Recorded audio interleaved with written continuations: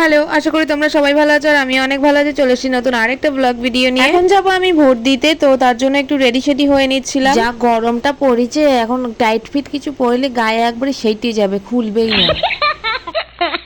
তাই জন্য একটা কটনের চুড়িদার পরে নিয়েছি। এই চুড়িদারটা যেহেতু পিওর কটনের তাই এটা পরতে প্রচন্ড আরাম এবং গরমে তো প্রচুর শান্তি ভাই। তারপরে মাথায় একটা ছুটকুলি বেঁধে নিয়েছি আর সাইড থেকে দুটো অ্যান্টোনাকে বের করে নিচ্ছি। ভোটের লাইনে যখন দাঁড়াবো তখন যেন আমার পাশ থেকে কেউ সরে না যায়, তাই জন্য গায়ে একটুখানি সেন্ট মেরে নিলাম, মানে ওই পারফিউম।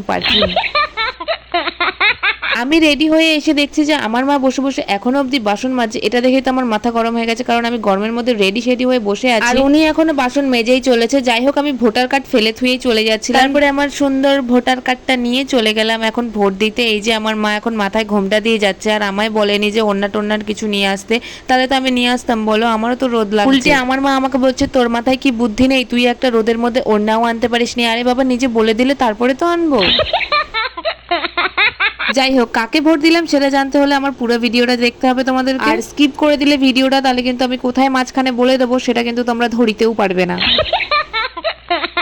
যাই হোক, ভোট দেওয়ার ওখানে আমাদের ফোন অ্যালাউ ছিল না, তাই জন্য ফোন আমি নিয়ে যেতে পারিনি। তাও একটু চুরি চুরি করে ভিডিও করেছিলাম। আমি ফোন নিয়ে গেছি আর ভিডিও করতে দেবে না তা কি করে হয়, তাই একটু চুরি চুরি করে ভিডিও করেছিলাম। যাই হোক, ওখান থেকে বেরিয়ে একটা বরফ খেয়েছিলাম গলা মন প্রাণ ঠান্ডা রাখার জন্য। যাই হোক, এখন আমি চলে এসেছি বাড়িতে আর এদিকে দেখো আমার কালি লেগে জামাটার কি অবস্থা হয়ে গেছে। ওরা যদি একটু ওয়াটার প্রুফ কালি লাগাতো তাহলে আর আমার জামাটা এইভাবে নষ্ট হয়ে যেত না।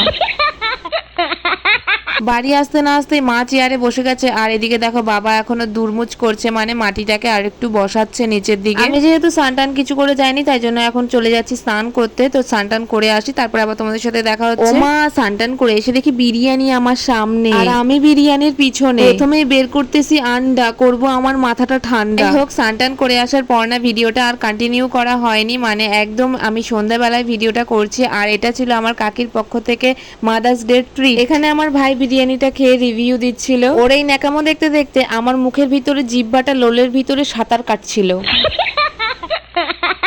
যাই হোক, আমরা এখানে খেতে থাকি আর তোমরা আমার এরকম ভিডিও আর কি দেখার জন্য অবশ্যই চ্যানেলটিকে সাবস্ক্রাইব করবে, লাইক কমেন্ট শেয়ার করে দেবে। আর দেখা হচ্ছে তোমাদের সাথে আবার নেক্সট ভিডিওতে। টাটা সবাইকে, সাবস্ক্রাইব।